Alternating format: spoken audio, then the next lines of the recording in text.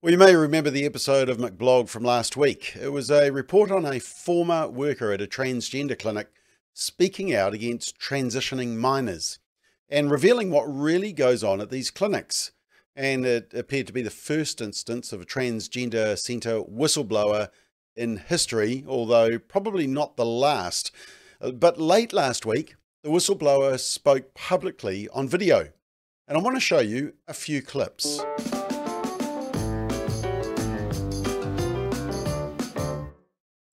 So Jamie Reed worked for 4 years as a case manager at the Washington University Transgender Centre at St. Louis Children's Hospital between 2018 and 2022. And she's not a conservative, not even close.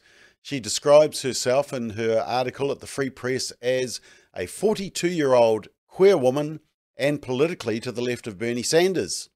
She's currently married to a trans man, a woman. So, in other words, she's definitely not from the conservative camp by any stretch of the imagination, but she's speaking out, and in a big way. And in fact, when she attempted to speak out about her concerns at the hospital and push back on the protocols and the medical diagnoses, she was given below average performance reviews and reprimanded by higher ups. And during a company retreat, the doctors scolded her and her colleague, telling them to stop questioning the science and their authority. An administrator later told them to get on board or get out. Now, while Reed revealed that nearly everyone advised her against speaking out, she chose to anyway. And she said, "What is happening to scores of children is far more important than my comfort." So the interview that you'll see, the few clips, involves the associate editor of the Free Press, Emily Yoff. You'll see Jamie Reed and also her lawyer, President and General Counsel at the Child and Parental Rights Campaign, Bernadette Broyles. And so in this first clip, you'll see Jamie Reed, the whistleblower first, and the associate editor also pops in with comments and questions. And they talk about the children with other severe mental health issues, but just how quickly they were put on puberty blockers and testosterone. So the first case that you brought up is the young person, natal girl, who we had started on testosterone, who was indicating that they believed that they could no longer see, that their vision was so, that they had this disability with their vision, that they got to the point where they were walking with a cane when they came to clinic. And they were sent to ophthalmology. They were sent to have all of the vision screenings done and everything that screen. How old was this girl? I believe 15, maybe 16. Okay. And everything came back that they could see perfectly fine. So this would have been an example of what in medicine we would call a somatization disorder, a conversion disorder. And this was not the only patient with a conversion disorder. Conversion disorders and these type of conditions have elements of social contagion. They're often found in girls. They're often found in adolescent girls. And they demonstrate a real underlying mental health need. This is one of the most difficult. These are young girls who think something is medically wrong with them. And they have right, and they have symptoms that are real to them. And I never want to say that these are not real to them. I do believe that patient did not believe that they could see. The same way that many of the girls came in that had tic disorders, that they believed they had Tourette's, they believed that they were having seizures, they were falling down in class, they would claim that their legs could no longer support them. And they really had a really severe mental health condition. Somatization disorders are so severe and require so much work and treatment. There is absolutely no way that these patients were in the right mental place to be able to make any long-term decisions about their health, let alone decisions about gender transitioning as a child. And we were beginning to see more and more cases of this. So this is one of those other social contagion elements. And then the patient that you talked about, the boy who came to us at first when they were 17. The minute that this case came to us, I honestly believed that this center would not touch this patient and would recognize that this patient was well outside of their scope, that this patient was in a locked down residential facility in the foster care system, had horrible trauma history, abuse history, and had a history of sexually abusing animals. And when they first came to us, I worked with their case manager, and their case manager told me that not only did they not have any real regret, but they had told everyone on staff that they would reoffend as soon as they were released from the facility. They were violent. They were having the police this call boy, them. when you say they, it's this boy. This boy was still, up until the point when we were prescribing hormones, was attacking the staff in the facility. I could not see that we would ever believe that we would be doing anything with this patient, and yet our in-the-house internal psychologists did sessions and wrote a letter of support. And when that letter of support was sent over to the endocrinologists, myself and another staff member read it, and we could not believe the letter of support. It was riddled with inaccuracies. This youth was claiming that they had a picture-perfect family, that they were baking cookies with mom, and that's how they, had feelings about their gender. So the point is, as you make in the piece and in an affidavit with the Attorney General, anyone who came through the door got powerful cross-sex hormones. Boys got estrogen, girls got testosterone, and their lives were permanently altered. Absolutely. And Okay. we gave that person hormones. Okay. Yeah, and then there was a discussion about how do parents cope? What are they told? And why don't they speak up more?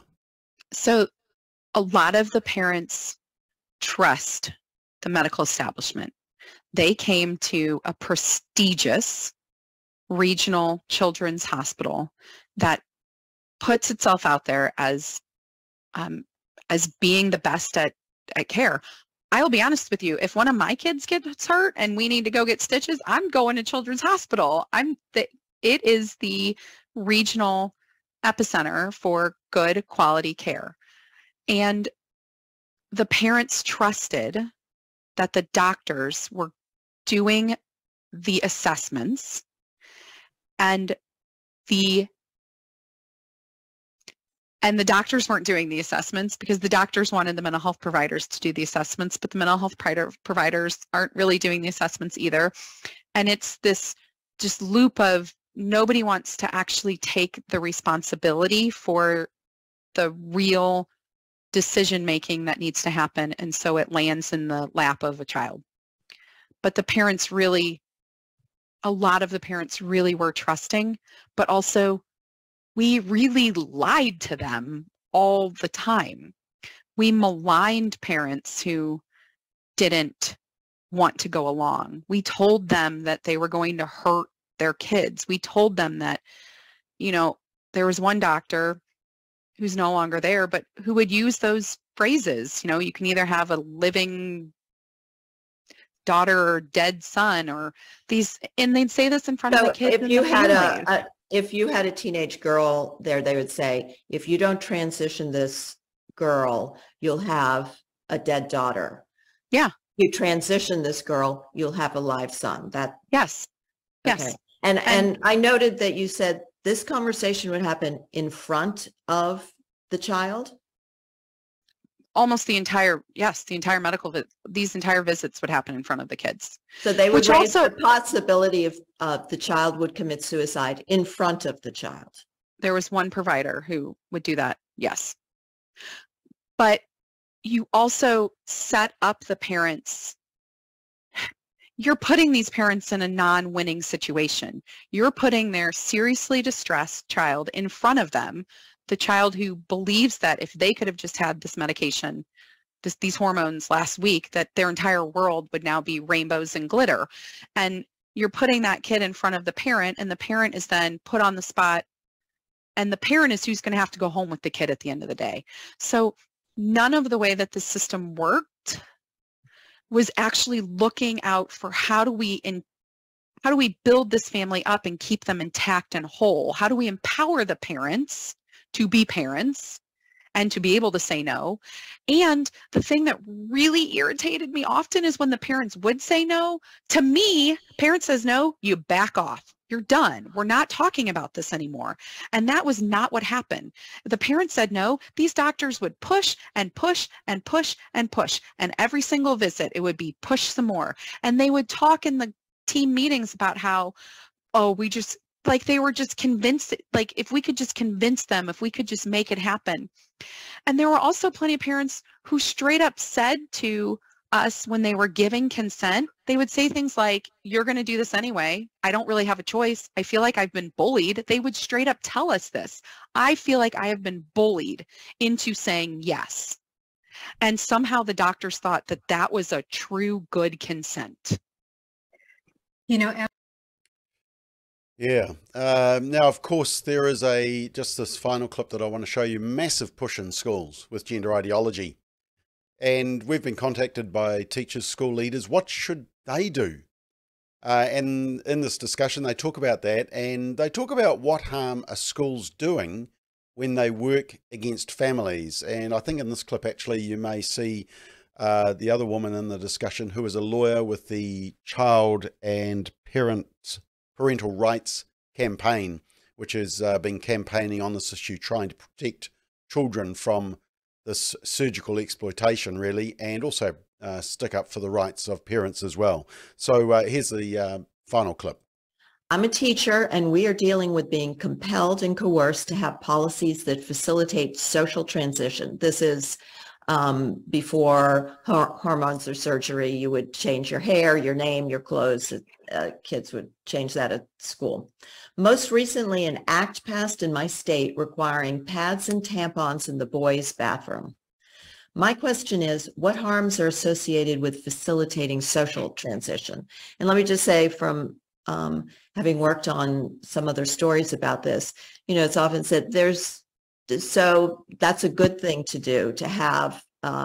Sometimes it's done without parents' knowledge. Your child goes to school and has a completely different identity, but there's a lot of evidence that sets you on a path that the child can't get off of, even if the child has doubts. So what do you two think, and this may be something, Bernadette, you're dealing with boys' bathrooms have to have pads and tampons for the transgender kids who are coming in? Well, I can talk about the social aspect of transition. We had cases of kids who had socially transitioned who talked about how it was hard for them to even back out of that. Because once you create this worldview and your parents buy in, and then they go and tell the grandparents, and then they go to the school, it is so hard for kids to be able to actually do what I think is normative, which is gender exploration, when you're doing it within this setting where you're socially transitioning. So I'm all for, I have 5 boys. If you want to paint your toenails, I don't care. I don't have any fingernail polish myself in the house, but you know, if you want to paint your toenails, I don't think that this is life or death. But for a kid, once you publicly declare and you change name and you change pronouns and you change all of these elements, they really get trapped.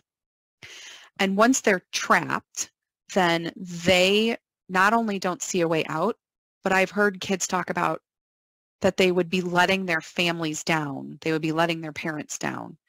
And so I don't see social transition as something that doesn't have elements of harm to it. It is not a neutral intervention. No, it is not neutral. It just isn't. I think And this is a remember- very important point that people don't understand. The kids have said that. Once that happened, they could not back out.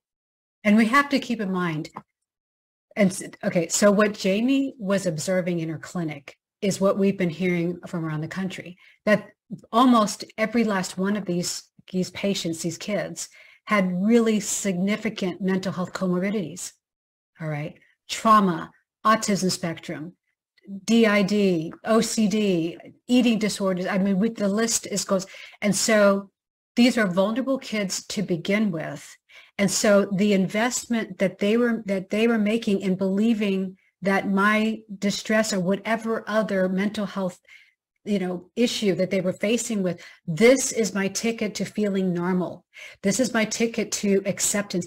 Many times they were often struggling as well as socially in school because people with mental health comorbidities have a lot of vulnerabilities. And so when you're offering this, it is a mental health intervention, this social transitioning to them. There's a latching onto it. And so it's not at all neutral. And if I could just say something about the schools. Oh my God, we have 3 lawsuits right now. We're not going to get into that, but it is in school systems all around the country where school officials, teachers are somehow believing that they have the authority to take the place of parents in making these life-altering mental health decisions, whether to endorse their child's assumed identity and engage in this mental health intervention and cut the parents out. And there's reasons for that we could talk about in another interview because of a distortion of Title IX that is absolutely a distortion. But what they're doing is but they need to understand, the teacher that wrote in, it is harming the child. Anytime you drive a wedge between a child and their loving parent, you are harming that child because you're harming the whole family unit. And where are you going to be 5 years down the road, 10 years down the road, when that child has major, major problems and you're long gone, you've gone on to the next student years ago. So this has got to stop. Yeah, and I mean, they're talking about the US setting, but we know that it's happening in New Zealand, and we've seen the Ministry of Education policy. So we're currently awaiting responses to some Official Information Act requests that we've submitted, but we're also keen to hear any testimony and stories of your experience or families that you know, because it's time we focused on New Zealand facilities who are also pushing and enabling the medical abuse of our young people. And that's exactly what we're doing. I'll put the link to the full video interview in the description section. It is well worth watching because we need to speak up for the sake of our children.